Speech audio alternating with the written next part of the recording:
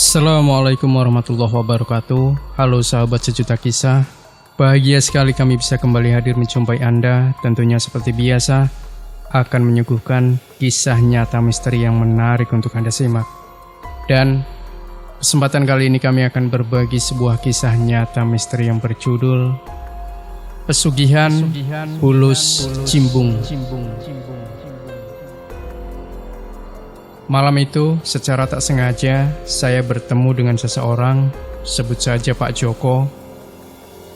Kami berdua sudah saling mengenal satu sama lain, mengobrol sembari menikmati kopi di angkringan. Sampai di suatu obrolan kami berhenti, seseorang lewat dengan sepeda yang harganya bisa mencapai puluhan juta. Namun ada satu yang aneh yang membuat saya harus menanyakan satu hal kepada beliau. Ya, orang itu bersepeda dengan beberapa bercak putih di badannya. Hampir keseluruhan tertutup oleh bercak itu, kecuali kepalanya. Saya menyimpulkan seperti itu karena dari atas mata kaki dan ujung tangannya sudah menunjukkan warna putih, yang mana warna itu seperti warna kulit yang terkena air panas yang mendidih, atau seperti panu yang menjalar. Saya langsung bertanya kepada Pak Joko terkait fenomena yang saya lihat, dan sebelumnya saya juga sudah pernah mendengar tentang pesugihan tersebut. Pak Joko pun bercerita, dan di sini akan saya mulai. Tok tok tok tok tok. Begitulah bunyi kentongan yang dipukul ketika lelaki berperut buncit itu menjajakan dagangannya. Pelan namun pasti terdengar nyaring di telinga. Meski suasana sudah sedikit gelap, namun gurat wajah lelaki itu masih menyiratkan semangat untuk berdagang. Tinggal beberapa porsi lagi, habis, gumamnya. Sembari mendorong gerobaknya berbelok ke arah gapura perkampungan. Namun, sebelum gerobak itu masuk lebih dalam, sebentar ia menghentikan dan memalingkan wajahnya ke belakang, sembari berteriak lantang bersama dengan gerak tangannya di permukaan kentongan kayu yang digantung. "Mie ayam, mie ayam!" teriaknya penuh semangat. "Pak Rus, mie ayam!" Sontak penjual itu memfokuskan pandangannya ke depan. Rupanya perempuan berdaster merah dengan motif bunga itu adalah pelanggan setianya. Pak Rus lantas menghampiri perempuan yang biasa disapa Mbak Nur itu. "Mie ayam 3 porsi ya Pak, seperti biasanya," pinta Mbak Nur. Sudah 10 tahun lamanya, Rusman berdagang mie ayam keliling. Ia dan sang istri memberanikan diri mengadu nasib di kota. Mencari nafkah jauh-jauh dari desa hanya berbekal ilmu membuat adonan mie yang ia pelajari turun-temurun dari keluarga. Meski telah bekerja tak kenal lelah, hidup mereka masih saja tak berubah. Mereka berdua tinggal di rumah kontrakan. Ruangan sebesar 4x4 meter itu menjadi saksi bisu perjuangan. Ruangan sebesar 4x4 meter itu menjadi saksi bisu perjuangan keduanya dalam melawan ganasnya roda kehidupan. Sempit, namun di sanalah mereka bernaung dan merebahkan segala lelah yang melanda seusai lelah bekerja keras seharian. Setiap pukul 2 dini hari, Rusman beserta istrinya selalu rutin ke pasar untuk membeli bahan-bahan dasar mie ayam yang akan mereka olah sebelum akhirnya Rusman jajakan. Tepat pukul 6 pagi, Rusman sudah siap untuk menjajakan dagangannya berkeliling kampung. "Ini Mbak mie-nya," ucap Rusman mempersilahkan. "Terima kasih Pak," sahut Mbak Nur seraya menyodorkan beberapa lembar uang 10 ribuan kepada Pak Rusman. "Alhamdulillah," desisnya pelan. Rusman kembali menata beberapa mangkoknya dan berniat segera beranjak. Namun seorang pria bertubuh kerempeng segera menghentikan langkahnya. "Pak, mie ayam 1 ya, makan sini aja," lontarnya. Baik mas, ditunggu dulu ya. Rusman lantas menurunkan sebuah bangku plastik dari atas gerobaknya dan mempersilahkan pria itu duduk. Rusman tak membutuhkan waktu yang lama untuk menyediakan semangkok mie ayam dengan cita rasa gurihnya, sebab ini memang telah menjadi keahliannya. Silakan mas. Terima kasih pak. Rusman yang nampak sibuk membereskan beberapa mangkok. Sesekali matanya mengamati pelanggan yang sedang menikmati mie ayam yang ia buat. Tak berselang lama, lelaki bertubuh kurus itu berceletuk. Enak pak. Rusman tersenyum kecil. Ada sedikit kebanggaan dalam hatinya. Terima kasih mas, sautnya pelan. Selama hampir 15 menit, Rusman menunggu pelanggan itu selesai menyantap mie-nya. Seusai menerima bayaran, Rusman segera membereskan mangkok dan mengembalikan kursi pada tempat semula. Ia lantas kembali mendorong gerobaknya berkeliling menyusuri jalan. Besok lewat lagi ya pak, teriak pria berbadan kurus yang merupakan rekan baik Mbak Nur. Rusman terus berjalan, sembari memalingkan wajahnya ke belakang, lantas mengacungkan jempolnya ke atas. Meski memiliki beberapa pelanggan tetap, hasil jualan Rusman masih begitu kurang untuk memenuhi kebutuhan sehari-hari. Selama hampir 10 tahun hidup di kota, senyatanya ia masih saja melarat. Ditambah lagi, ia juga istrinya yang belum memiliki momongan, seolah menambah beban dalam hidupnya. Namun, mereka tak lantas menyerah. Keduanya berusaha keras agar momongan itu hadir di tengah-tengah mereka. Akan tetapi, sekeras apapun upaya manusia, tetap Tuhanlah yang menentukan. Beberapa saat berjalan, Rusman memfokuskan pandangan beberapa meter ke depan, di mana sebuah pos kamling tampak begitu ramai. Rusman mempercepat laju langkahnya, berharap salah satu dari kumpulan pria parubaya itu bersedia membeli dagangannya.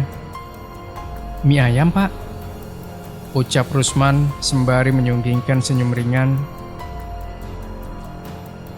Namun tak ada satupun yang bersedia membeli dagangannya, hingga Rusman memutuskan untuk kembali mendorong gerobaknya. Selama hampir 20 menit Rusman berkeliling, ia membelokkan gerobaknya memasuki sebuah jalan gelap yang mengarah ke jalan raya.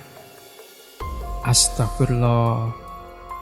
Rusman terkejut bukan kepalang saat sebuah mobil melaju begitu cepat, sebelum akhirnya terdengar suara benturan keras yang memekakan telinga.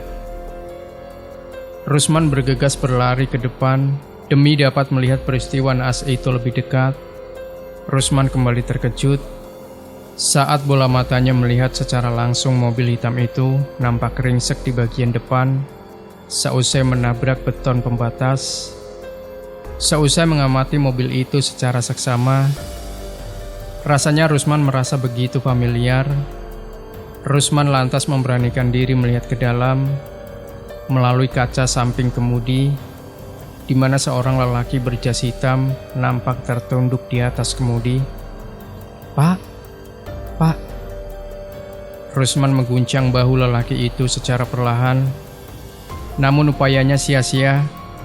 Rusman lantas menarik bahu lelaki itu hingga membuatnya bersandar di bahu kursi. Pak Susilo, pekiknya terkejut. Beberapa orang yang juga melihat peristiwa naas itu segera berkerumun mengelilingi mobil. Bahu-membahu mereka mengeluarkan tubuh Pak Susilo yang sedikit terjepit. Rusman yang juga turut andil dalam upaya evakuasi itu seolah tak percaya korban kecelakaan itu adalah tetangganya sendiri.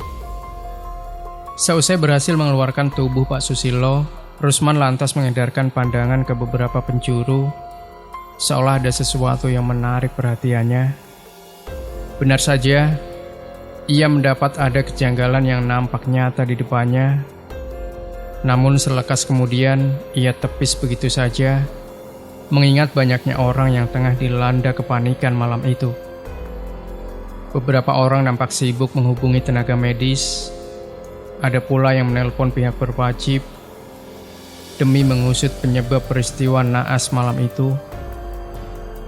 "Alhamdulillah, masih hidup," seru seorang lelaki seusai memastikan detak jantung Pak Susilo. Tak berselang lama, sirene mobil ambulan terdengar meriung-riung dari arah selatan. Semua orang nampak lega melihat mobil ambulan telah datang. Beberapa tenaga kesehatan segera memindahkan tubuh Pak Susilo di atas tandu dan segera melarikannya menuju rumah sakit. Seusai Pak Susilo dievakuasi ke rumah sakit, Rusman kembali mengamati mobil hitam itu. Sepintas ia merasakan ada hal ganjil dari mobil yang nampak ringsek itu. Bersamaan dengan itu, Rusman juga mencium aroma beberapa jenis bunga dari sudut jalan. Rusman memberanikan diri untuk menghampiri sudut jalan itu. Namun niatnya seketika ia urungkan seusai matanya menangkap lampu sirene biru yang nampak menyilaukan mata. Rusman lantas kembali mendorong gerobaknya dan pulang dengan rasa penasaran yang terus meraja. Di tengah jalan menuju rumah, seketika terpikir dalam hatinya untuk mendalami sebuah ilmu hitam. Entah dari mana niat kotor itu muncul dalam benaknya, mengingat nasibnya yang tak kunjung berubah, membuat Rusman bertekad untuk mengambil jalan pintas. Pasalnya di desa tempatnya tinggal dahulu, ilmu hitam adalah hal yang lumrah. Bahkan hal klinik sudah menjadi makanan sehari-hari bagi penduduk desanya. Di tengah lamunannya itu, kehadiran seorang kakek tua yang tiba-tiba muncul membuat Rusman terperanjat. Kakek tua itu menggeleng pelan, seolah tengah memberinya satu isyarat agar ia mengurungkan niat buruknya itu. Sayangnya, saat Rusman hendak mendekatinya, seketika itu pula lelaki itu menghilang. Belum paham akan isyarat itu, lantas Rusman melanjutkan perjalanan pulang. Hati dan pikirannya telah terasuki, dikuasai oleh niatan untuk mendalami ilmu hitam, bahkan tanpa memikirkan sedikitpun akibat dari perbuatannya kelak. Bosan dirundung kemiskinan, Rusman diam-diam mencari jalan pintas. Ia akhirnya memilih untuk mempelajari ilmu hitam, menukar nyawanya dengan harta. Rusman baru ingat beberapa hari yang lalu, tepatnya saat mengobrol dengan seseorang di sebuah warung kopi. "Gimana Rus daganganmu? Laris?" tanya lelaki di depannya yang biasa dipanggil Kartiman. "Ya kayak biasanya man, kadang masih, kadang ludes," jawab Rusman pelan, sembari mengaduk-aduk kopi hitam miliknya yang masih panas. Kartiman memberi isyarat Rusman untuk mendekat. "Kalau kamu pengen laris, aku ada solusi, tapi berisiko Rus," tutur Kartiman nyaris berbisik. "Apa man?" jawab Rusman. Kala tak tahan lagi dengan rasa penasarannya setelah mendengar Kartiman. "Pesugihan Rus," jawab Kartiman pelan, penuh antusias, disertai senyum tawa mengembang. Sejenak Rusman terdiam. Rusman sendiri yang awalnya hanya mengerutkan kening, menatap penuh selidik ke arah Kartiman. Tak berapa lama, perasaan itu kembali memancar, bahkan terlihat jelas dari raut wajah Rusman. Rusman semakin antusias untuk mendengar penjelasan dari Kartiman. "Pesugihan apa man?" tanya Rusman semakin penasaran. "Bulus cimbung." "Sudah, ayo pergi. Aku jelaskan di rumah." Pungkas Kartiman mengajak Rusman untuk segera meninggalkan tempat itu. Perbincangan seputar pesugihan itu terus berlanjut hingga keduanya sudah berada di ruang tamu. Kartiman masih sibuk dengan kertas yang ia bolak-balik seperti mencari sesuatu. Sampai akhirnya Rusman terkejut dengan satu ucapan keras dari Kartiman menyebut sebuah nama desa. Rusman terhenyak setelah mendengar nama desa itu. Ia tahu betul dengan desa tersebut, desa di mana salah satu perempuan yang bernama Siti, yang tak lain istri Rusman, dilahirkan. Namun setelah orang tua Siti meninggal, Rusman mengajak istrinya tinggal di kampung halamannya. Rusman berpikir sejenak apakah dia akan mengambil jalan itu atau tidak sama sekali. Ia yang tengah duduk di kursi tamu berwarna coklat memudar, sambil menghiraukan rokok yang kini sudah mulai terbakar habis. Tak menyadari jika di belakangnya ada sosok wanita yang tengah terdiam, memperhatikan penuh rasa heran akan sikapnya. Mas Rus kenapa? Kok ngelamun? Tanya sang wanita yang tak lain istri dari Rusman. Kala tak tahan lagi dengan rasa penasaran melihat sikap suaminya, Rusman tergelak kaget mendengar suara istrinya yang kini sudah berdiri tepat di belakang sambil menyentuh bahunya, membuyarkan lamunan Rusman. Namun tak berapa lama, raut wajah Rusman terlihat memancar, bahkan lebih terlihat jelas saat dirinya ingin membicarakan sesuatu hal dengan istrinya. Entah berapa lama Siti terhanyut oleh penjelasan dari suaminya tentang pesugihan yang akan ia lakukan. Siti menolak, namun sesaat kemudian Siti mengiyakan setelah Rusman memberitahu jika kedepannya mereka akan hidup bergelimang harta. Hingga tiba-tiba ia bangkit dan beranjak menuju kamar mandi yang berada di belakang. Setelah menahan beberapa menit menuntaskan hajatnya, Rusman hendak kembali di mana Siti sedang menunggu. Namun langkahnya seketika terhenti manakala pintu kamar mandi tiba-tiba tertutup keras. Netranya menangkap satu sosok tengah berjalan cepat, nyaris berlari ke arah samping ruangan kamar mandi. Ia penasaran, baru saja kakinya menginjak lantai pawon. Pencariannya terhenti ketika Rusman mendengar teriakan keras istrinya. Di saat itulah Rusman baru menyadari istrinya sudah tergeletak di lantai.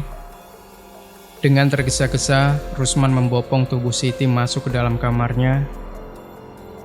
Setelah beberapa kali Rusman mengoles hidung Siti dengan minyak kayu putih, akhirnya Siti sadar.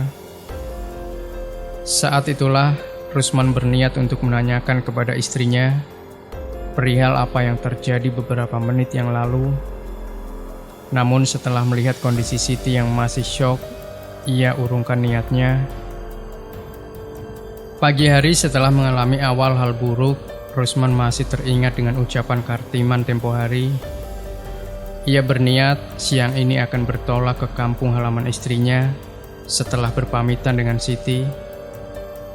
Wajahnya terlihat semangat dengan guratan yang semakin hari semakin jelas. Terlihat jelas dari pancaran indera penglihatannya, sebuah semangat yang menggebu-gebu. Lain halnya dengan Siti, istri Rusman, manakala ia masih teringat dengan sosok yang mendatangi malam itu. Tapi lagi-lagi semua itu hanya mampu ia pendam. Berat baginya untuk mengatakan kepada Rusman atas apa yang telah dirinya alami semalam. Sejujurnya Siti menolak sendirian di rumah ketika Rusman berpamitan. Namun demi masa depan yang cerah, akhirnya Siti mengizinkan Rusman untuk pergi sementara. Rusman akhirnya memesan tiket kereta untuk tujuan kota Gudeg untuk menemui salah satu kerabatnya yang akan menemaninya. Setelah 10 jam perjalanan, binar kebahagiaan terpancar dari raut wajah Rusman.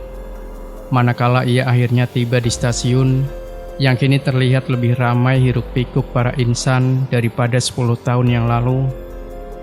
Rusman berjalan keluar dari stasiun, sesekali matanya menyapu ke sana kemari, mencari seseorang yang akan menjemputnya. Saat itulah satu teriakan lantang dari lelaki rambut gondrong menyadarkan Rusman yang sedang kebingungan. "Rus!" Teriaknya sembari melambaikan tangan, memberikan satu isyarat. Rusman seketika menoleh ke arah suara, kala ia mengetahui jika lelaki gondrong itu sudah berdiri tak jauh dari posisi Rusman berdiri. Setelah berbincang dan menanyakan kabar, akhirnya mereka segera meninggalkan stasiun itu. 1 jam perjalanan, mereka berhenti sejenak di sebuah warung kopi pinggir jalan, menikmati suasana pedesaan yang sudah mulai berkembang. Meski rembulan sudah menunjukkan wajahnya, namun tak membuat Rusman mengendurkan semangat. Beberapa saat kemudian, setelah Rusman menghabiskan beberapa teguk kopi miliknya, ia teringat dengan Siti. Sepi dan dingin, itulah yang Siti rasakan sepeninggalan suaminya. Malam itu ia berniat untuk mengunjungi tetangga dekatnya untuk mencari teman berbincang. Namun, saat langkah pertama Siti keluar, ia dibuat tercengang, manakala tepat di hadapannya, ia melihat satu sosok yang sangat ia kenal. Siti mencoba untuk memastikan apakah ia sedang berhalusinasi atau memang nyata. "Mas Rusman?" tanya Siti penuh selidik. "Kok balik, Mas? Gak jadi toh?" Namun, sosok yang mirip dengan suaminya itu hanya diam, sembari berjalan masuk melewatinya. Siti mulanya sedikit curiga, namun setelah yakin jika itu Rusman suaminya, Siti menutup pintu. Ia segera bergegas melangkah menuju dapur. Jari-jari tangannya langsung menakar gula serta bubuk kopi ke dalam gelas. Akan tetapi, sebelum ia menuangkan air panas pada gelas, Siti sedikit terjingkat kaget kala satu siulan angin lembut nan dingin menerpa di balik telinganya. Ketika tahu bahwa yang baru saja dilakukan dari belakang adalah Rusman, apalagi saat tangan Rusman mulai memeluk Siti dengan dibarengi jilatan lidah di lehernya, tampak mata Siti terpejam seperti tengah menikmati. Sejenak mereka saling bertatapan. Rusman yang semakin agresif menatap lekat dari kaki sampai ujung rambut Siti, membuat Siti sendiri merasa begitu aneh dengan sikap sosok suaminya. Jantung Siti mulai terasa berdegup kencang, dibarengi desiran darah yang mengalir lebih deras ketika dengan perlahan sosok Rusman mendekatinya. Padahal ia dan Rusman sudah hidup bersama beberapa tahun. Meski belum dikaruniai keturunan, tak pernah ia merasakan hal seperti itu lagi setelah menikah. Namun malam itu, entah mengapa ia merasakan hal lain saat berada tepat di hadapan sosok suaminya. Siti mencium bau aneh saat dipeluk suaminya seperti umbi bakar. Sebentar kemudian tubuh Siti terasa kaku ketika dengan pelan tangan Rusman memeluknya. Tak lama, Siti benar-benar merasakan hal aneh. Tidak biasanya suaminya sangat agresif, namun semua itu hanya mampu Siti ucap dalam hati. Tanpa ia sadari, tubuhnya sudah terdorong masuk ke dalam kamar bersama tubuh dingin sosok suaminya. Siti terbangun tanpa selai menutupi tubuhnya. Dengan kondisi yang masih lemas, pandangannya nanar menatap atap, manakala saat matanya menyapu ruangan, tak didapati sosok Rusman, membuat dirinya meyakini bahwa sosok yang telah menggaulinya semalam bukanlah Rusman suaminya. Entah berapa kali Siti merasakan kenikmatan yang ia rasakan saat itu. Seluruh tubuhnya terasa nyeri dan ngilu. Kekuatan Rusman malam itu terasa sangat berbeda dengan biasanya. Beberapa pertanyaan sudah Siti siapkan untuk Rusman, namun setelah mencari di setiap ruangan, ia tak mendapati suaminya berada. Siti terkejut setelah mendapati pesan teks dari handphone miliknya. Pesan dari Rusman yang mengabari jika malam itu ia sudah sampai di kota Gudeg. Seketika Siti terduduk dalam diam, meratapi kejadian beberapa jam yang lalu menimpanya.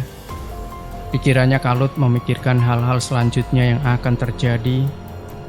Dengan perasaan yang campur aduk, Siti bergegas menekan tombol pada layar handphonenya, menelpon suaminya untuk menceritakan kejadian beberapa jam yang lalu. Alih-alih memberi kenyamanan, justru Rusman menganggap jika Siti hanya bermimpi atau berhalusinasi. Siti yang mendengar kalimat itu sedikit emosi. karena apa yang ia alami semalam memang nyata.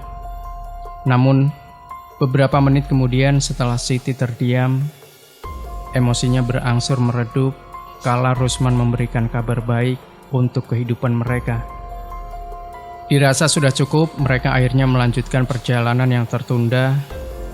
30 menit sudah berlalu dengan lelaki gondrong yang menjadi driver motor miliknya, juga sebagai penunjuk jalan, masih terus memacu dan mengarah ke ujung timur kota Jogja. Sebuah keberanian yang luar biasa, dua orang yang hampir berusia senja yang rela menempuh perjalanan sepi dan terkenal akan angker, rela melewati sela-sela hamparan sawah demi sebuah urusan duniawi yang tak berpangkal. Sudah hampir sampai, Rus. Kamu siap kan? Siap, Rip. Aku sudah siap luar dalam, jawab Rusman mantap, tegas, di sela gemuruh angin yang menerpa laju motor. Lelaki gondrong yang akrab dipanggil Surip akhirnya kembali menarik tuas gas. Setelah mendengar tekad Rusman yang tak surut, ia pun tak lagi segan-segan melewati jalanan sunyi, menembus milir angin yang mulai dingin di area sebuah hutan. 10 menit kemudian, Surip menempikan kendaraan dan menghentikannya di sisi sebuah persimpangan, menanyakan kembali niat Rusman. Rusman pun menjawab dengan jawaban lebih mantap lagi. Jangan banyak tanya. Kelamaan, Rip. Sudah sampai belum? Tawa keras terdengar dari mulut Surip yang penuh dengan kumis tebalnya setelah mendengar jawaban Rusman. Sebentar lagi sampai. Surip menyalakan kendali motornya, menembus jalanan gelap. Hanya cahaya dari pantulan lampu motornya sebagai penerangan jalan. Hingga akhirnya mereka sampai pada sebuah rumah kecil, atau lebih disebut sebuah gubuk. Setelah beberapa ratus meter berjalan, mereka berhenti tepat di depan pelataran luas dengan pemandangan yang membuat mata tercengang.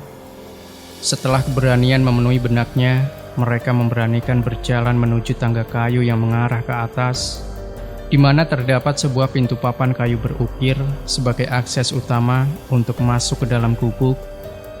Sunyi dan hening sebentar terasa menyentuh jiwa Rusman.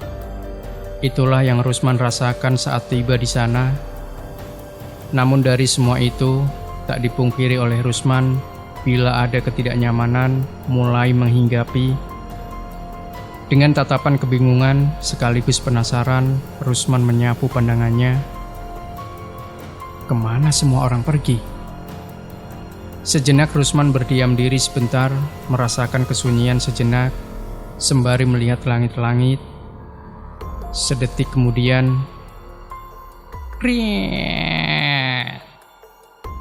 Silahkan, sudah saya tunggu. Rusman dan Surip sedikit terperanjat kaget mendengar suara pintu terbuka. Disusul suara serak seorang lelaki tua berbaju serba hitam, dengan belangkon kain hitam membalut kepala, menutupi rambut putihnya. Iya mbah, ini saya Surip. Oh ya, sini masuk, ajak lelaki tua dengan wajah datar.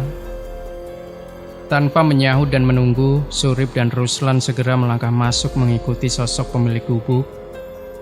Sesampainya di dalam, tubuh Rusman seketika merinding, raut di wajahnya begitu kentara ketika melihat isi dalam gubuk yang tak lebih luas dari kamarnya, di mana di setiap sudut ruang berdinding papan tertutupi kain hitam menjuntai. Terdapat juga sebuah tungku kecil yang mengeluarkan kepulan asap putih dengan aroma khas wangi dupa kawi. Ada perlu apa, Kang? Kok malam-malam nekat kesini? Tanya sosok lelaki tua sembari menyalakan dupa kawi yang sebelumnya sudah hampir habis terbakar. Ini mbah, teman saya ada perlu. Mau minta bantuan sama si mbah untuk menyelesaikan masalahnya itu. Apa keperluannya? Tanya sang lelaki tua kembali.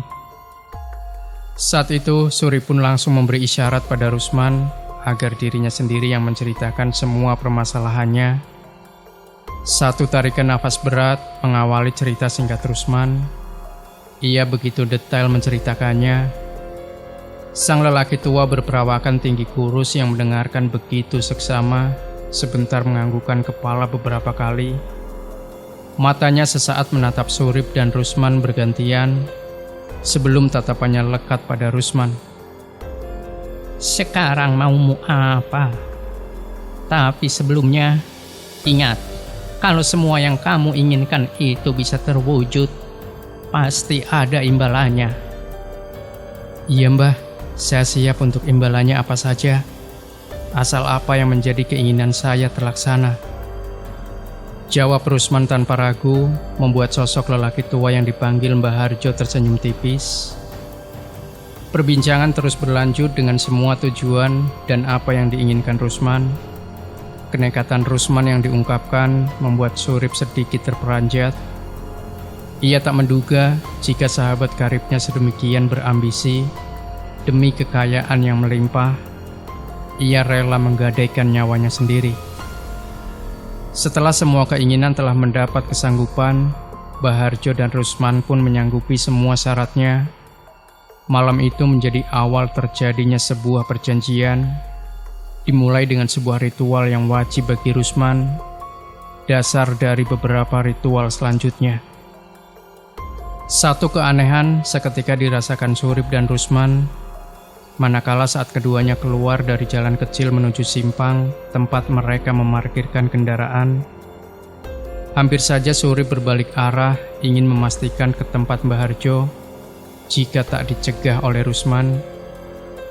Bukan tanpa alasan, Surip merasa ketakutan. Pasalnya ia tahu betul jika di sekitar tempat itu yang sudah beberapa kali ia datangi, bahkan sebelum membawa Rusman, ia tak pernah melihat satupun rumah yang berdiri. Namun kali ini, motornya jelas dan terang melihat sekeliling tempat itu telah berdiri puluhan rumah berjejer di sepanjang jalan. Tak hanya itu, hilir mudik dari beberapa sosok layaknya sebuah perkampungan semakin membuat Surip ketakutan. Buru-buru Surip menghidupkan mesin dan segera menarik tuas gas, meninggalkan tempat yang aneh dan menakutkan baginya. Ia terus berfokus ke depan, ke jalanan yang diterangi pantulan cahaya lampu motornya, tanpa memperdulikan tatapan sosok-sosok wanita mengerikan dan sosok yang terbungkus kain putih. Hingga tiba di ujung jalan perkampungan, lagi-lagi Surip dikejutkan satu pemandangan menakutkan, di mana tepat di depannya puluhan pocong dan kuntilanak berbaris dan bergelantungan di bawah sebuah pohon randu alas yang tinggi menjulang, menebarkan aroma bebauan yang membuat perut Surip bergejolak. Terus Rip, nggak usah dihiraukan. Surip yang sudah diselimuti rasa takut akhirnya meneruskan perjalanan setelah mendengar ucapan Rusman. Meski telah terbiasa dengan hal-hal mistis, Surip baru kali ini merasakan hal menakutkan sampai membuat tubuhnya seolah mati rasa. Bahkan saat melewati barisan sosok-sosok pocong dan keanekaragaman hayati kuntilanak, rasa takutnya memaksa untuk meneteskan air matanya. Surip akhirnya sedikit bernapas lega saat setelah melewati beberapa meter pohon randu alas. Ia yang tak kuasa lagi menahan rasa tegang, sejenak menghentikan laju kendaraan, menarik nafas dalam-dalam sebelum turun serta membalikkan badan. Hal yang sama dilakukan oleh Rusman, dirinya yang berdiri di sisi Surip, bersamaan menatap ke arah belakang. Jancuk! Satu umpatan terlontar dari mulut Surip, membuat Rusman seketika tertawa. Sudah Rip, pulang saja, besok aku masih ada ritual, sahut Rusman pelan. Surip mengangguk setelah mendengar penuturan Rusman. Ia kemudian kembali mengemudi menuju kediamannya yang dilanjutkan istirahat. Malam itu mendung, angin bertiup lebih dingin dari biasanya, membuat siapapun orang yang merasakannya pasti menjadi gelisah. Hal itu yang dirasakan oleh Rusman, manakala malam ini adalah malam terakhir untuknya melakukan ritual. Rusman sedang berdiri di depan rumah yang tidak terlalu besar, menikmati malam dengan hiruk-pikuk suara binatang malam, sembari menunggu Surip setelah menuntaskan pekerjaan sebagai kurir ekspedisi. Seusai Rusman menyiapkan bekal dan syarat yang harus ia bawa, Surip segera menyalakan motor kesayangannya, memulai perjalanan menembus gelapnya malam. Di perjalanan yang masih ramai aktivitas para insan, Surip membuka obrolan agar suasana tidak canggung. 30 menit sudah berlalu, Supri membelokkan kendaraannya dan berhenti setelah melewati persimpangan. "Rip, di mana sendangnya?" tanya Rusman di sela-sela Surip sedang mengunci kendaraannya. "Itu lurus," jawab Surip. Nampak sebuah gapura yang menjadi akses utama pintu masuk. Mereka kemudian meninggalkan motornya di sisi barat. Tak dapat dipungkiri oleh Rusman saat itu bahwa perasaannya muncul sebuah ketakutan yang luar biasa setelah apa yang ia lihat di depannya. Kala netranya menangkap sebuah pohon besar yang menjulang tinggi, menampakkan sisi gelap tempat itu. Tepat di bawah pohon, terdapat sebuah sumber air yang jernih. Malam itu tak seperti biasanya, terdengar suara gemuruh mulai bersautan, menandakan hujan akan tiba. Namun itu tak menyurutkan niat Rusman. Setiba di sana, Rusman segera bergegas menggelar beberapa syarat yang ia bawa di pinggir sendang. Ia tata rapi di bawah sebuah pohon besar yang ada di hadapannya. Setelah siap, Rusman segera melucuti semua pakaiannya, hanya menyisakan celana dalam berwarna coklat memudar. Sesaat kemudian, Rusman perlahan masuk ke dalam sendang dan bersemedi. Konon katanya, di sendang itu terdapat penunggu berupa bulus putih atau kura-kura berpunggung lunak. Hanya orang-orang yang beruntung yang dapat melihatnya. Bagi mereka yang dapat melihat bulus putih itu, maka segera keinginan akan terwujud. Ketika bersemedi, dengan fokus Rusman membaca sebuah mantra yang ia dapatkan dari Mbah Harjo. Air merendam setengah dadanya, menyisakan sebagian kecil dada, leher, dan kepala yang tidak terendam. Suasana seketika menjadi sepi dan hening. Tiba-tiba Rusman mendengar percikan air yang berasal dari sisi sebelah kiri. Arus air yang mulanya tenang, tiba-tiba bergelombang. Tak lebih dari 10 detik, Rusman merasakan ada percik air yang mengenai wajahnya. Di saat itulah, Rusman bisa melihat dengan jelas sosok yang nyata di hadapannya. Tampak raut wajah Rusman sebentar mempias. Namun setelahnya senyum Rusman mengembang tak percaya bahwa apa yang ia lihat adalah seekor bulus berwarna putih. Sejenak Rusman terdiam, namun setelahnya beberapa kalimat permintaan terlontar dari mulut Rusman yang mulai bergetar karena kedinginan. "Aku ingin kaya, Mbah. Punya 15 toko bakso, mobil dan rumah. Aku juga ingin punya anak, Mbah," tutur Rusman selama bersemedi di air. Bulus itu kemudian berbicara, "Tapi ada harganya. Di tubuhmu akan muncul bercak putih. Semakin kamu kaya, semakin lebar bercak putih itu. Dan ketika bercak putih itu menyelimuti tubuhmu, ingat, nyawamu sebagai gantinya," tuturnya dengan suara berat.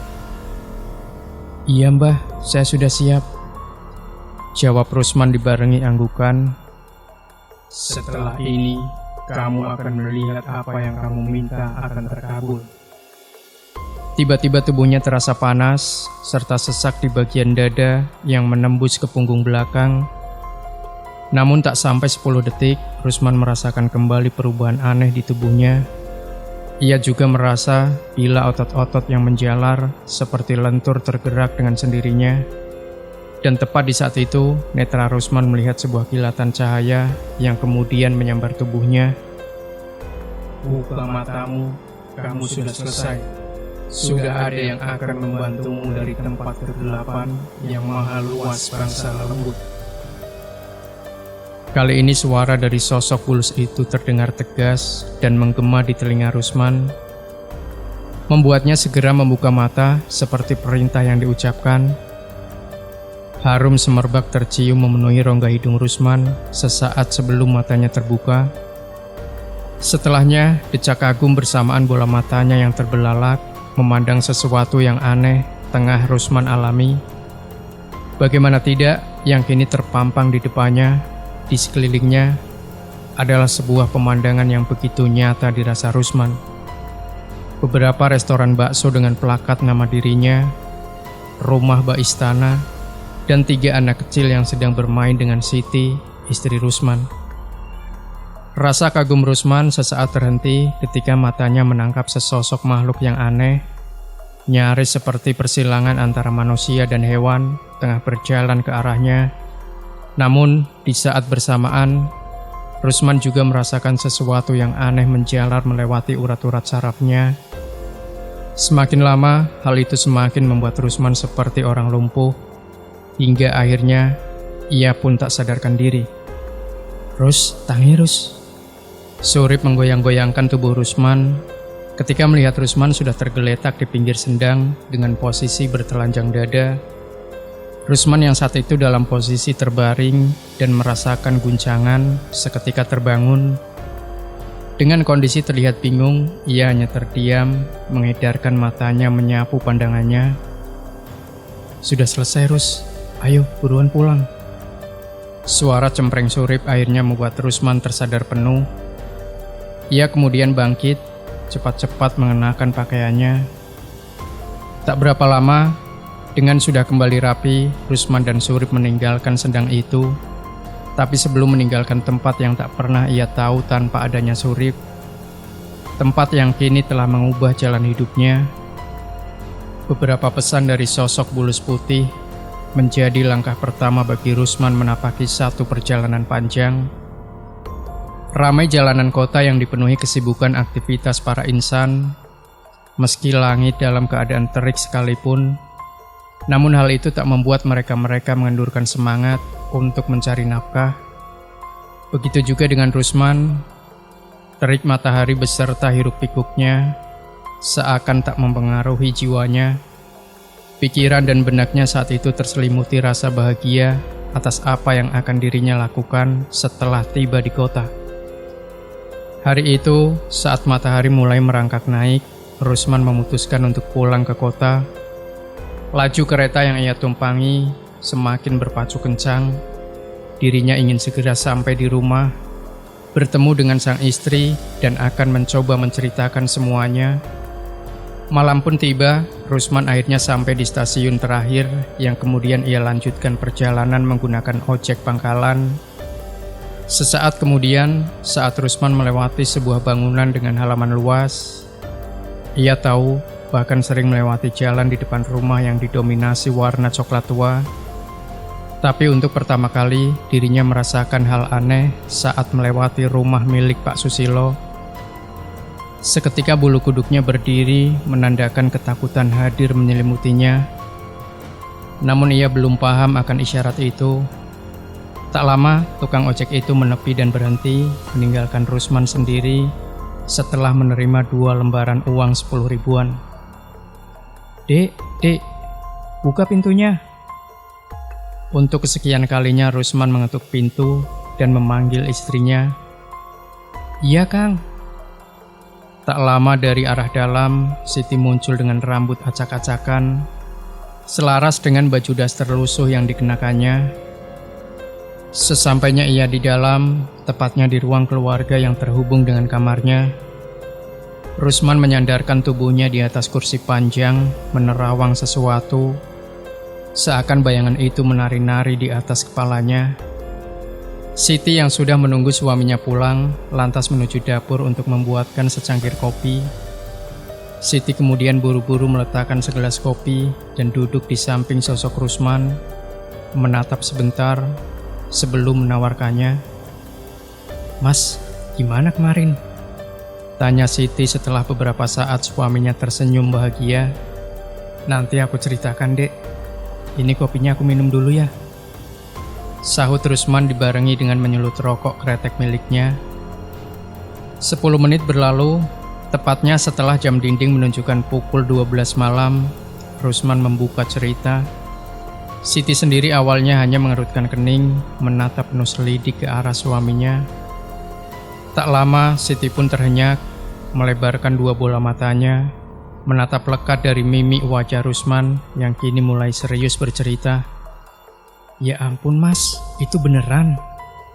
Berarti kamu berhasil ya mas?" Ucap Siti seolah masih belum percaya dengan apa yang didengarnya. "Iya dek, aku berhasil bertemu dengan bulus putihnya," jawab Rusman menegaskan. Siti tak henti-hentinya berdecak kagum dan memuji sang suami. Ia tersenyum, tertawa riang sembari merencanakan sesuatu, tanpa tahu apa yang bakal mereka alami setelah hari itu. Keesokan harinya, seperti biasa, Rusman bersiap berangkat untuk menjajakan dagangannya. Setelah Siti beres menyiapkan segala sesuatu yang dibutuhkan Rusman, hari ini tak seperti biasanya. Siti beserta Rusman mengawali dengan menambahkan menu lain, yakni bakso urat, sekaligus memperbanyak porsinya. Pelan namun pasti, gerobak ia dorong seirama dengan suara pukulan mangkok, sesekali berhenti di tiap persimpangan. Tak lama setelah itu, saat Rusman berhenti di salah satu kantor besar, sembari membunyikan pukulan mangkok, beberapa pengunjung datang menghampiri Rusman. Dengan cekatan ia melayani semua pembeli dengan baik. Rasa bahagia Rusman saat itu begitu melihat para pembelinya melahap bakso dan mie ayam yang ia buat. Tak hanya sampai di situ saja, beberapa pengunjung yang mendadak berhenti dan membeli dagangan Rusman membuat ia sedikit kewalahan. Hanya butuh waktu kurang dari 4 jam, dagangan Rusman kala itu ludes alias habis terjual. Ia tak menyangka dengan hal itu, sebegitu cepatnya dagangan terjual habis dengan tempo yang cepat. Berbeda dengan beberapa waktu yang lalu, sebelum ia memulai perjanjian itu, ia harus menguras tenaga untuk berkeliling kota, terkadang dagangan masih tersisa. Namun kali ini sungguh membuat Rusman berdecak kagum, membuat senyum Rusman mengembang. Malam itu Rusman mengajak Siti untuk menghitung hasil jualannya. Mereka sebelumnya sudah memperkirakan hasilnya, namun kali ini, lebih tepatnya Siti dibuat terkejut dengan satu keanehan. Pendapatan yang seharusnya ia dapatkan nyatanya malah lebih berkali-kali lipat. Tak lama, Siti pun terhenyak, melebarkan dua bola matanya, menatap lekat beberapa tumpukan uang yang ada di dalam tas lempang milik suaminya. "Ya ampun mas, ini beneran hasil hari ini mas?" ucap Siti seolah masih belum percaya dengan apa yang dilihatnya. "Iya dek," jawab Rusman singkat sebelum ia mengetahuinya. Namun setelah beberapa detik kemudian, Rusman dibuat terkejut dengan uang yang dikeluarkan Siti dari tas lempang miliknya. Mata Rusman membelalak lebar, seperti tidak percaya dengan apa yang dilihatnya di hadapannya. Yang seharusnya beberapa lembar saja, namun saat itu yang ia lihat adalah bendelan uang jutaan terikat rapi dengan karet gelang warna merah. Malam itu, kebahagiaan seketika menyeruak dalam rumah kontrakan sederhana Rusman. Siti tersenyum, tertawa riang sembari merencanakan penggunaan uang itu untuk kebutuhan hidup dan dagangnya. Rusman menyadari ternyata pesugihan itu berhasil. Keesokan harinya, tanpa Rusman sadari, bercak putih di tubuh Rusman mulai muncul. Waktu itu, saat Rusman selesai dari mandi paginya, masih dalam keadaan bertelanjang dada, ia bercermin, menata rambutnya agar terlihat lebih rapi. Tak sengaja Rusman melihat ada sesuatu yang dirasa aneh. Tepat di dada Rusman sebelah kiri atas, ia melihat dengan jelas bercak putih itu sebesar telapak tangan orang dewasa. Konon katanya, bercak putih muncul itu sesuai dengan kekayaan yang ia dapatkan. Semakin ia mendapatkan kekayaan yang lebih, maka bercak putih yang muncul juga akan lebih besar. Hal pertama yang dilakukan Rusman adalah menunjukkan kepada istrinya. Keduanya sudah sepakat dengan apa yang akan mereka dapatkan di kemudian hari. Begitu juga dengan kematian Rusman, Siti sudah mengikhlaskan suaminya jika kelak ia akan ditinggal selamanya. Puluhan menit Rusman menunggu di depan pintu, hingga tak sabar lagi, akhirnya ia memanggil istrinya untuk yang kesekian kalinya. Namun tak ada jawaban sama sekali. Kembali ia merasakan hal aneh ketika ia hendak masuk ke dalam rumah. Rusman sempat terdiam bingung, berpikir mungkin istrinya sedang di kamar mandi.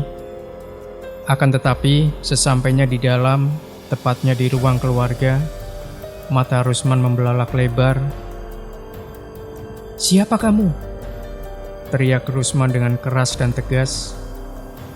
Spontan Rusman tersulut amarah saat mendapati dengan jelas satu sosok baru saja keluar dari dalam kamar istrinya. Bukannya takut atau berlari kabur, sosok berjubah hitam yang baru saja dibentak Rusman malah berhenti dalam posisi membelakangi. Sejenak suasana hening. Rusman yang sejak awal terbakar amarah sedikit mengendur melihat sosok berjubah hitam itu seperti ada keanehan. Mata Rusman lekat menatapi sosok yang berjarak 4 meteran darinya. Sekilas seperti dia pernah bertemu dengan sosok itu. Namun kala dirinya ingin lebih mendekati untuk memastikan, Rusman tiba-tiba saja malah tersurut mundur. Kini amarahnya, keberaniannya sudah terkikis. Melihat sosok itu lebih dulu membalikkan badan. Jelas dan sangat jelas, Rusman melihat seraut wajah tak asing dari sosok itu. Wajah serta tubuh yang baru 2 hari lalu ia lihat, kini nyata ada di hadapannya. Mbah Harjo. Pelan penuh ketakutan suara Rusman. Tubuhnya gemetar, keringat mengucur deras membasahi kening dan wajah. Apalagi ketika sosok itu mendekati dirinya sembari menyeringai. Tubuh Rusman goyah, kakinya terasa kaku, tak mampu ia gerakan. Tubuhnya hanya mampu menyandar di dinding, membiarkan sosok Mbah Harjo mendekati hingga tepat berada di hadapannya. Aku datang ke sini untuk memberitahu, apa yang sudah kamu lakukan tidak akan bisa dibatalkan. Ingat, nyawamu taruhannya. Ucap sosok Mbah Harjo lirih di telinga kanan Rusman. Rusman hanya mengangguk, ingin mengeluarkan kata-kata, namun nafasnya seakan terputus. Dadanya terasa panas, tersesaki dengusan nafas sosok Mbah Harjo yang beraroma kembang melati. Setelah mengucapkan beberapa kalimat, sosok Mbah Harjo pun beranjak meninggalkan Rusman yang sedikit demi sedikit mulai bernafas lega. Meski tak berlangsung lama, namun kejadian itu membuat mental Rusman runtuh. Ia benar-benar dibuat syok. Sesaat lamanya hanya mampu terduduk menyandar pada dinding, mencoba menguasai diri dan mengumpulkan tenaga. Saat dirasa mampu berdiri dan bisa menguasai pikiran, Rusman kemudian bangkit, melangkah perlahan menuju ke dalam kamar. Ia ingin segera mencari istrinya, untuk segera berangkat guna mencari kios yang akan mereka gunakan untuk membuka cabang pertamanya. Beberapa kios sudah mereka kunjungi. Akhirnya mereka mendapatkan tempat yang strategis, tepatnya di pinggir jalan utama dekat dengan perkantoran dan pabrik. Tak butuh waktu lama, Rusman kemudian menyodorkan uang sewa selama 5 tahun. Walaupun jarak kios dengan rumah yang lumayan memakan waktu, namun itu tak membuatnya mengurungkan niatnya. Sesampainya di rumah, setelah semua perlengkapannya terbeli, Rusman mengajak Siti berunding mengenai karyawan yang akan mereka rekrut. Akhirnya setelah beberapa lamanya mereka berunding, Rusman menyetujui saran Siti dengan mencari karyawan di kampung halaman. 3 karyawan sudah Rusman dapatkan, tinggal menunggu waktu untuk membuka cabang pertamanya. Seperti biasa, di jam yang sama, Rusman sudah berangkat untuk menjajakan dagangannya. Namun, kali ini Rusman berniat untuk mampir sebentar di warung untuk sekedar ngopi pagi.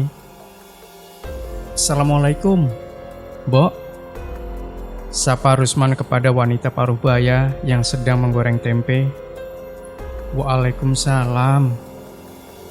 Kok lama nggak mampir? Kemana saja, Rus? Sahut wanita paruh baya yang biasa dipanggil Mbok Ratmi.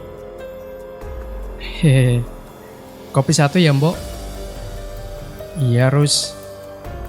Nggak sarapan juga? Tidak, ngopi saja. Sudah 1 minggu ini, Rusman tidak mampir di warung Mbok Ratmi, membuat wanita paruh baya itu sedikit menaruh curiga, karena biasanya Rusman setiap pagi dan sore sepulang berkeliling, hampir setiap hari ia mampir ke warung itu, tempat mencurahkan rasa sedih dan bahagianya ketika dagangannya laku terjual. Namun tidak untuk hari ini, Rusman berniat mampir untuk sekedar memberitahukan bahwasanya ia akan membuka cabang pertamanya. Mendengar hal itu, sontak membuat Mbok Ratmi berdecak kagum. Beberapa wejangan terlontar dari bibir tipis Mbok Ratmi. Rusman hanya mengiyakan karena pada dasarnya Rusman tidak suka diceramai. Tak terasa 10 menit berlalu, Rusman berpamitan setelah kopi yang ia minum sudah habis. Baru beberapa langkah ke depan, suara Mbok Ratmi mengagetkan Rusman dari belakang. Rus, hati-hati kalau cari uang ya, yang barokah. Rusman berhenti sejenak menatap wajah Mbok Ratmi sebentar. Iya, Mbok. Kemudian melanjutkan perjalanannya. Kurang lebih 10 meter di depan, tepatnya di depan kantor yang sebelumnya, beberapa motor sedang terparkir di sebelah kantor yang biasa Rusman lewati. Ternyata yang tak lain dan bukan, itu adalah pelanggan mie ayam dan bakso milik Rusman.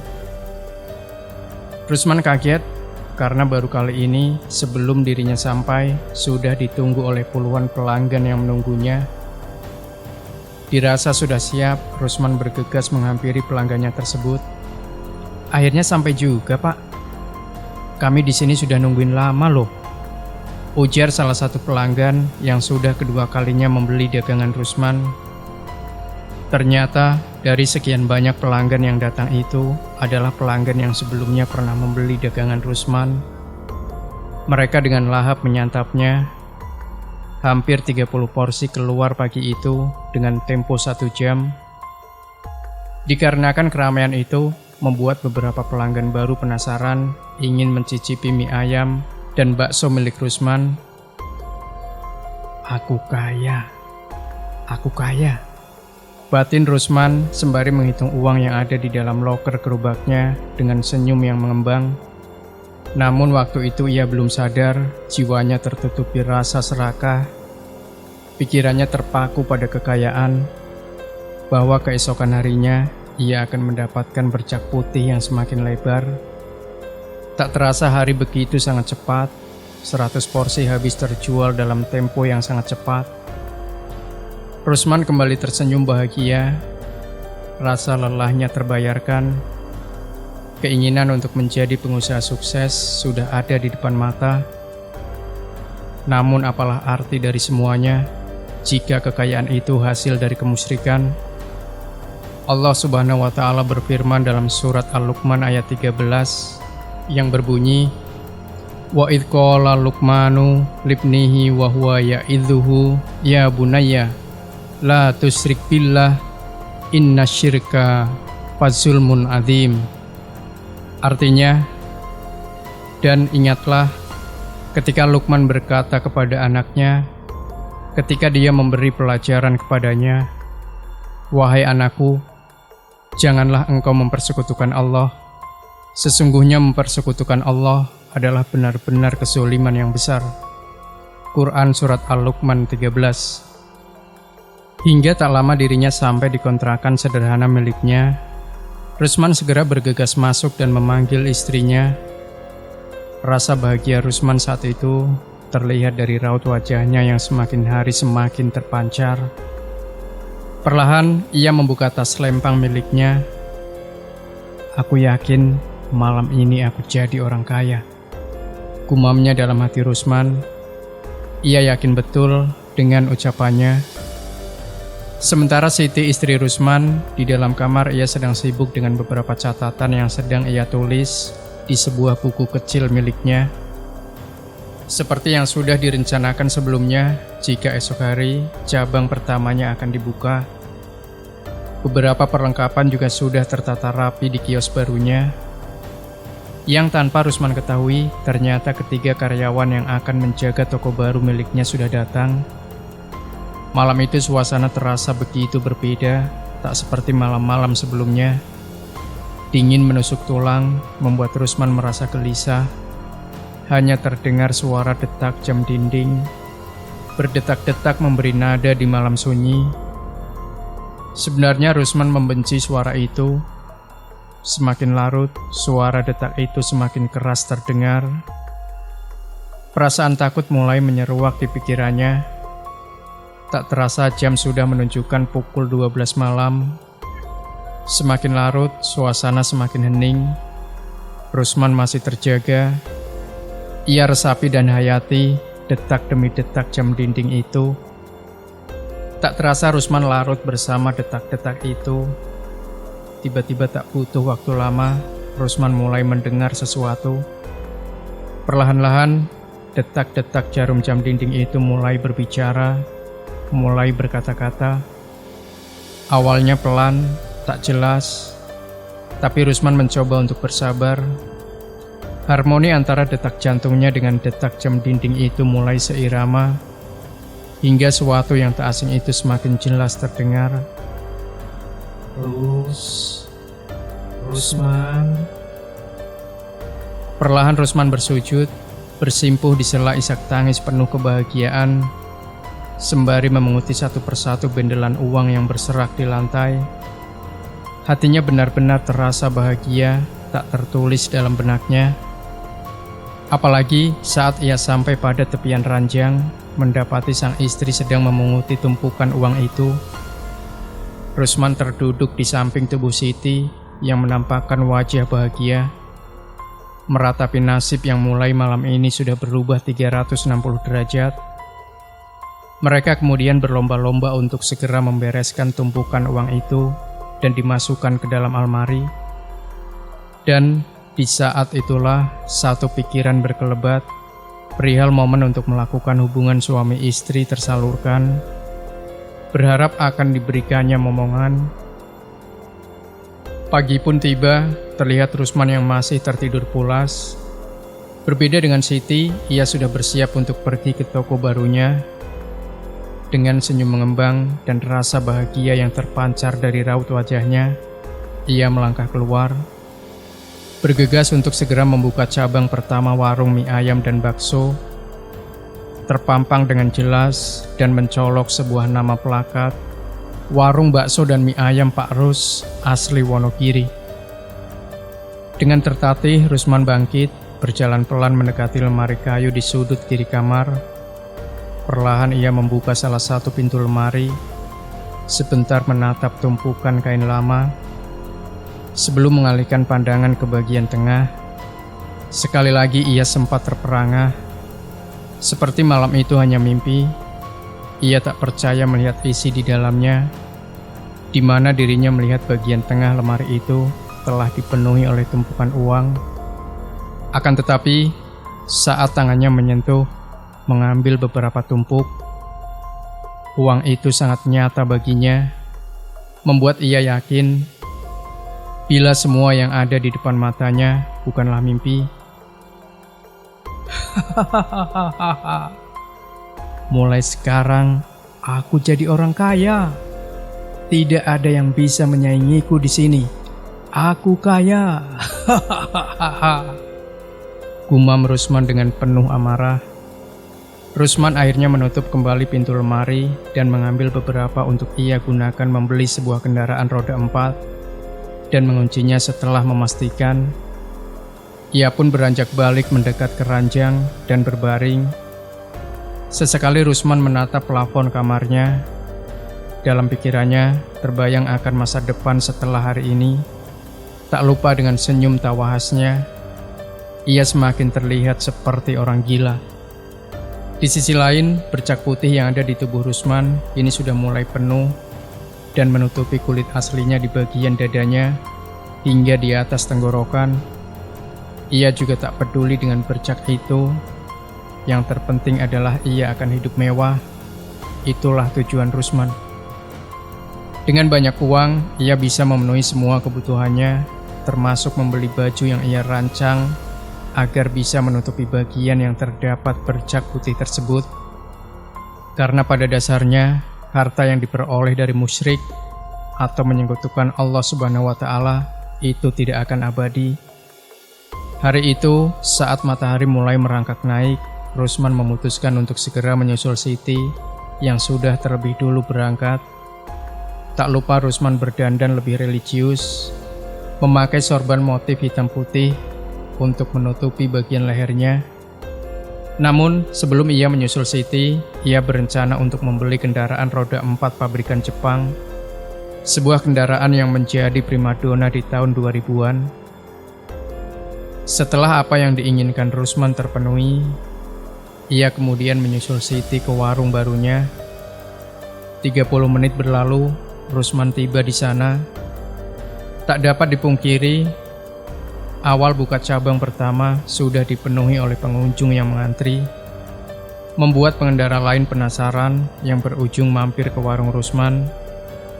Sudah tak kaget lagi bagi Rusman jika warungnya akan ramai pengunjung seperti ini. Ia lagi-lagi bergumam jika dalam tempo kurang dari 1 tahun, ia akan menjadi seorang pengusaha sukses, orang terkaya di kampungnya, dan mempunyai banyak cabang warung mie ayam dan bakso, seperti yang ia lihat sebelumnya saat melaksanakan ritual. Menjelang sorop, setelah memastikan warung sudah tutup, Rusman bersama Siti akhirnya memutuskan untuk melihat sebuah rumah yang sebelumnya sudah ia targetkan untuk dibeli. Ia juga tak lupa untuk memberikan bonus pertama untuk ketiga karyawannya. Sampailah ia di sebuah bangunan penuh ukiran Jawa dan berhalaman luas. Ia tahu, bahkan sering melewati jalan di depan rumah yang didominasi warna putih dan emas. Tapi untuk pertama kali, dirinya memasuki halaman rumah ini. Sampailah ia di sebuah bangunan penuh ukiran Jawa dan berhalaman luas. "Permisi, sore," sapa Rusman setelah langkahnya sampai di depan pintu berdaun kayu jati penuh ukiran. Berulang-ulang suara Rusman menyapa sampai akhirnya satu suara langkah dari dalam, kemudian disusul derit pintu terbuka, menandakan jika seseorang telah merespon sapaan Rusman. "Silahkan, ada perlu apa, Mas?" sahut seorang lelaki tua yang baru saja membuka pintu dan menatap penuh selidik pada Rusman. Rusman terdiam sebentar. Ia sedikit gugup mendapati tatapan dari lelaki tua itu. Namun demi tujuannya, ia segera menjelaskan kedatangannya. "Maaf, Mbah, saya ingin bertemu dan bicara sama pemilik rumah ini," jawab Rusman pelan dan sopan. Sang lelaki tua itu sebentar terdiam, jakunya naik turun, tatapannya menajam, seperti mengerti tujuan Rusman saat itu. "Silahkan masuk, Mas," ujar lelaki tua mempersilahkan Rusman masuk. Ada rasa takjub, tapi juga takut saat Rusman melangkah masuk mengikuti sang lelaki tua itu. Takjub melihat isi dalam rumah yang begitu terkesan dan belum pernah ia lihat dimanapun. Hampir semua isi dalam rumah itu terbuat dari hasil ukiran kayu jati yang mengkilap. Tampak sekali kesan mewah berkelas tinggi dalam penilaian Rusman. Akan tetapi, ketika matanya tertuju pada tiap-tiap patung yang terpajang di setiap sudut ruangan, perasaan Rusman seketika menciut, ngeri. Ia melihat jika patung-patung itu seperti hidup, mengawasi tiap langkahnya sedari awal masuk, hingga ia sampai pada sebuah ruangan besar seukuran rumahnya. Di sana, di ruangan yang tak kalah mewahnya, Rusman dan Siti dipersilahkan duduk oleh sang lelaki tua. Lama Rusman terdiam, duduk sendiri di kursi berwarna kuning keemasan. Matanya terus mengitari ruangan yang kadang menimbulkan decak kagum, Hingga pandangannya berhenti pada lukisan di dinding sisi kanan ruangan itu. Hatinya mulai merasakan sebuah kegelisahan. Sedikit takut Rusman kala melihat 5 lukisan yang berjejer di dinding dengan ukuran yang sama, di mana salah satu dari lukisan itu di posisi bagian tengah adalah lukisan seorang perempuan. Lukisan yang menurutnya seperti nyata menarik perhatian mata Rusman untuk berlama-lama menatapinya. Entah berapa lama Rusman menatapi sosok wanita ayu dalam lukisan itu, hingga tak menyadari bila di depannya seorang lelaki tua itu sudah mengamati sedari tadi. Ada perlu apa, Mas? Tanya sang lelaki tua menyadarkan Rusman. Maaf mbah, jawab Rusman gugup mendapati teguran dari sang lelaki tua itu. Gini mbah, jadi tujuan saya kemari untuk menanyakan perihal rumah yang mau dijual itu. Imbuh Rusman menjelaskan tujuannya. Oh, begitu ya, Mas. Sebelumnya perkenalkan, saya Mbah Atmojo. Dan rumah ini memang mau saya jual. Tapi dengan harganya, apakah Mas nggak masalah?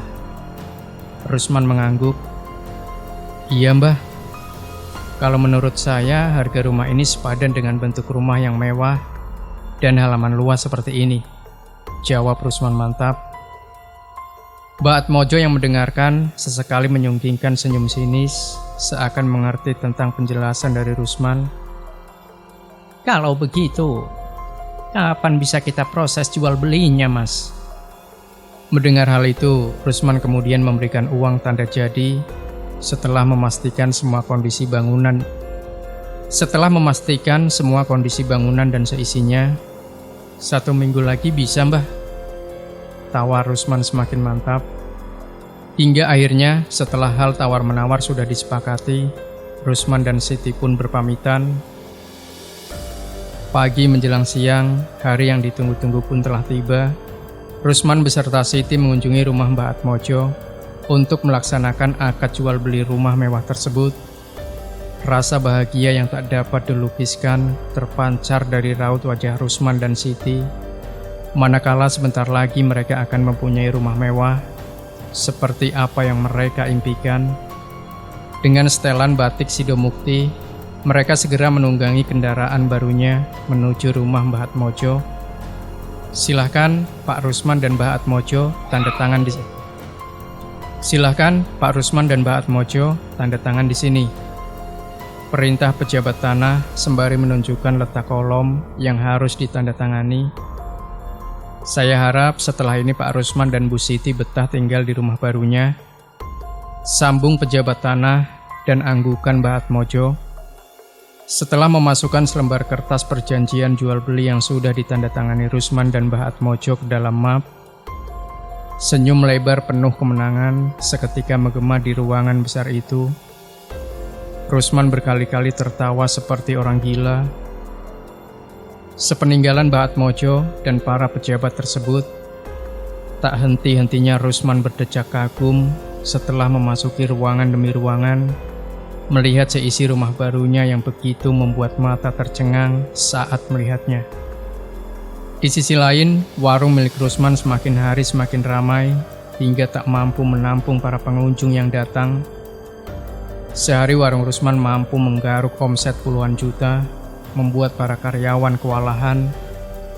Tak hanya itu saja, pendapatan Rusman pun semakin hari semakin melimpah. Begitu juga dengan bercak putih di tubuhnya.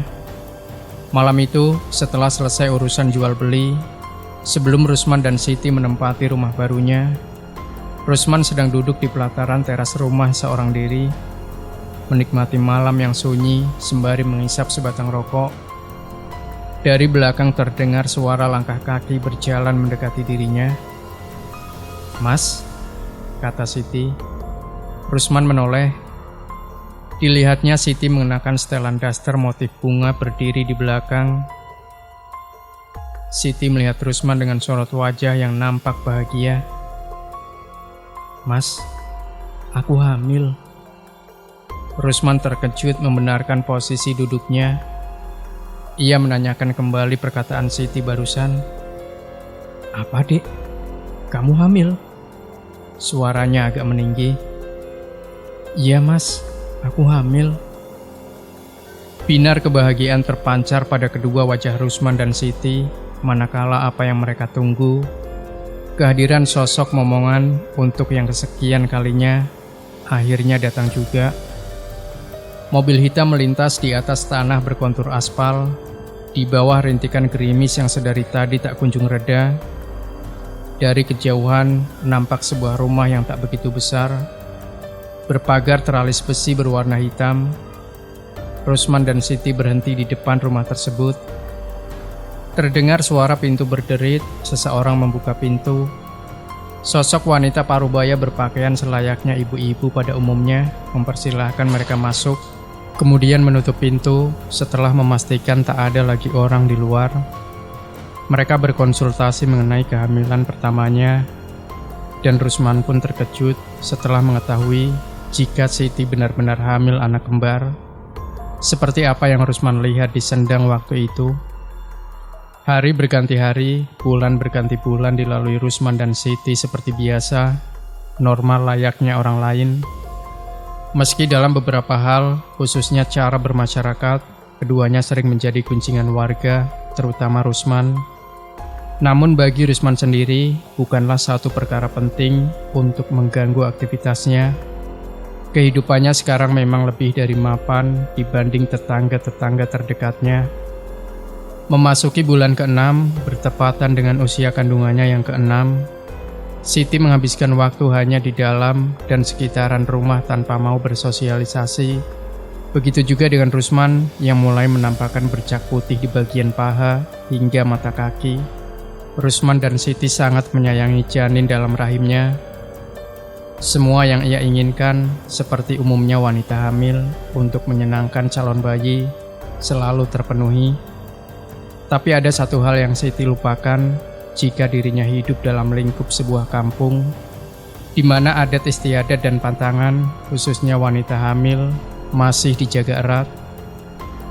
Perjalanan usaha Rusman berjalan mulus seperti apa yang ia inginkan. Bahkan sekarang ia berhasil membuka cabang yang kelima, bertepatan dengan kehamilan anak mereka. Rasa bahagia semakin bertambah ketika dua anak kembar itu mereka namai Gana dan Gani. Namun Rusman menyadari akan satu hal, yaitu kekayaannya yang semakin bertambah, menandakan sisa hidupnya tak lama lagi. Bercak putih yang sekarang sudah menjalar ke semua tubuhnya, kecuali ujung lidahnya, membuat Rusman teringat sesuatu yang tak akan lama lagi ia rasakan menjadi seorang bapak dari kedua anak laki-lakinya. Namun perjanjian tetaplah perjanjian. Mau bagaimanapun caranya, untuk membatalkan perjanjian itu tetap mustahil. Malam itu lebih dingin dari biasanya. Rusman duduk merenung di halaman luas miliknya, mengatur sebuah rencana yang tanpa ia sadari akan sia-sia. Menyesal, itulah yang tiba-tiba terbersit dalam hati Rusman. Bagaimanapun, semua yang telah ia lakukan pada dirinya tak dapat ia pungkiri, tak dapat ia sanggah, karena memang awal dari semua masalah yang terjadi adalah keserakahannya. Memikirkan hal itu membuat Rusman terisak menangis tertahan. Batinnya berontak menolak semua yang terjadi. Tapi sekali lagi, semua telah terlambat. Ramai jalanan kota waktu itu, meski langit telah berubah malam. Namun hal itu tak membuat Rusman mengendurkan niatnya. Pikiran dan benaknya saat itu terhantui oleh kematian. Laju kendaraannya semakin berpacu kencang ketika telah melewati jalanan kota. Dirinya ingin segera sampai di rumah kawan lama yang mana waktu itu menemaninya bertemu di kediaman Baharjo, dan akan mencoba menceritakan semuanya. Setelah hampir puluhan jam berkendara, akhirnya Rusman tiba di tempat tinggal Surip. Namun Surip menyambutnya dengan mata melotot dan raut berkerut, menandakan suatu ketakutan dan keheranan. "Loh, "Ini Rusman bukan?" tanya Surip yang berdiri di ambang pintu. Ia terkejut melihat Rusman yang sudah berbeda, bukan dari penampilan, melainkan kulitnya yang sudah berubah warna menjadi putih memerah, seperti kulit babi. "Iya, ini aku, Rusman." "Ada apa, Rus? Kenapa kembali lagi?" Lantas ia menceritakan kepada Surip tentang semua yang telah ia lewati selama ini. Memang setelah melakukan ritual itu, dirinya mendapatkan kekayaan yang sangat melimpah. Namun sekarang dirinya menyesal karena ia tak bisa menjadi bapak dari kedua anaknya. Mendengar hal itu, Surip pun bingung harus ke siapa mereka meminta bantuan, manakala 2 hari sebelumnya Mbah Harjo sudah meninggal karena terserang balik oleh dukun santet. Hampir tak percaya dengan penuturan Surip, Rusman akhirnya memaksa untuk mengantarnya ke sana. Setelah sampai di gubuk Mbah Harjo, mereka tak menemukan apapun kecuali bunga kering yang bertaburan di halaman depan. Sejenak Rusman terdiam, terduduk di pojokan teras depan rumah milik Mbah Harjo. Terseduh, terisak menangis tertahan. Namun, tiba-tiba angin kencang dibarengi bebauan bunga kamboja menyadarkan Rusman. Ia tahu betul dengan bebauan seperti itu menandakan ada sosok yang datang. Sosok yang baginya menyeramkan. Manakala ia mendapati Surip sudah berdiri di hadapannya dengan mata sepenuhnya putih, Rusman pun terjingkat kaget. Ia spontan berdiri, menggoyang-goyangkan tubuh Surip, terbesit untuk meninggalkannya sendiri. Namun sebelum itu, Surip lantas berbicara dengan suara berbeda, lebih tegas dan berat. "Semua yang sudah kamu lakukan tidak bisa dibatalkan. Tapi ada 2 pilihan, nyawamu atau anakmu." Sejenak suasana hening. Rusman yang sejak tadi ketakutan, tubuhnya gemetar. Keringat mengucur deras membasahi kening dan wajah. Hanya mampu terdiam setelah mendengar sosok itu berkata, memilih antara dirinya atau anaknya. Apalagi ketika sosok itu lebih mendekat, sembari menyeringai. Tubuh Rusman goyah, kakinya terasa kaku, tak mampu ia gerakan. Tubuhnya hanya mampu menyandar di dinding, membiarkan sosok itu mendekat hingga tepat berada di hadapannya. "Aku tahu apa pilihanmu. Sekarang pulang, istri dan anak-anakmu sudah menunggumu mati." Ia justru semakin ketakutan, nafasnya seakan terputus. Dadanya terasa panas tersesaki dengusan nafas yang beraroma busuk. Setelah mengucapkan beberapa kalimat, sosok itu pun pergi meninggalkan tubuh Surip yang sedikit demi sedikit mulai tersadar. Meski tak berlangsung lama, namun kejadian itu membuat mental Rusman runtuh. Ia benar-benar dibuat syok. Sesaat lamanya hanya mampu tertunduk menyandar pada dinding, mencoba menguasai diri dan mengumpulkan tenaga. Setelah merasa mampu berdiri dan bisa menguasai pikiran, Rusman kemudian bangkit, melangkah keluar perlahan menuju kendaraannya. Ia ingin segera pulang untuk melihat istri dan anaknya untuk yang terakhir kalinya. Surip masih dalam keadaan linglung, sorot matanya kosong. Berbicara lirih, namun bisa Rusman dengar dengan jelas. "Mati, mati, mati." Berulang kali Surip mengatakan hal itu, membuat Rusman tak fokus berkendara. Laju kendaraan semakin cepat ia pacu, hingga ketika terdengar benturan sangat keras sebelum akhirnya kendaraan yang ditumpangi Rusman terpental setelah menabrak pembatas jalan. Kaca depan pecah membuat Surip terpelanting jauh ke depan. Sepersekian detik kemudian, saat Surip mencoba untuk bangun, bertepatan dengan Rusman yang mencoba untuk keluar dari kendaraannya. Tanpa Rusman sadari, tiba-tiba suara klakson keras mengalihkan pandangan Rusman. Di sana, Rusman melihat dengan jelas dan nyata di hadapannya Surip terlindas truk. Badannya tergilas hingga kepala Surip memutar mengikuti roda. Kejadian itu langsung sangat cepat. Namun sialnya, Rusman melihat semuanya, melihat bagaimana tubuhnya yang terkoyak. Pakaiannya melilit bagian bawah truk dengan darah yang tercecer di sepanjang jalan. Rusman syok, diam, mematung sebelum akhirnya tak sadarkan diri. Di lain tempat di rumah mewah milik Rusman, Siti masih dalam kondisi tertidur. Di samping kanan ranjangnya terlihat dua bayi yang sangat lucu sedang terlelap. Terlihat juga beberapa suster sedang berjaga di kamar Siti, sembari menunggu Siti sadar. Namun tiba-tiba saja, salah satu dari bayi yang tak berdosa itu menangis keras, membuat seisi rumah terkejut. Begitupun dengan Siti, ia ikut terbangun setelah mendengar tangisan anaknya. Salah satu suster itu pun mencoba menenangkan, namun tetap saja tak mau berhenti menangis. Siti mencoba bangkit dan menggendong, seraya berucap lirih, "Gana, kenapa nak?" Sesaat kemudian, setelah Rusman sadar, ia kembali bangkit dan berjalan menuju tempat Surip. Ceceran organ tubuh Surip ia masukkan ke dalam sebuah karung yang ia temukan di bagasi mobilnya. Pandangannya kosong, berjalan gontai, sembari bergumam lirih, "Ayo Rip, tak antar pulang." Sesampainya di sebuah jembatan yang hanya bisa dilalui satu kendaraan, Rusman turun. Diambilnya karung yang berisikan ceceran organ tubuh Surip. Ia letakkan di bawah pohon besar sebelum meninggalkannya. "Rip, aku balik dulu ya. Salam buat bapak sama ibu." Lirih Rusman berucap, kembali terkekeh kecil seperti anak-anak. Menjelang siang, mobil berhenti di depan rumah mewah di dalam perkampungan. Rumah itu ramai. Rusman menatap keramaian itu sebelum turun dari mobilnya.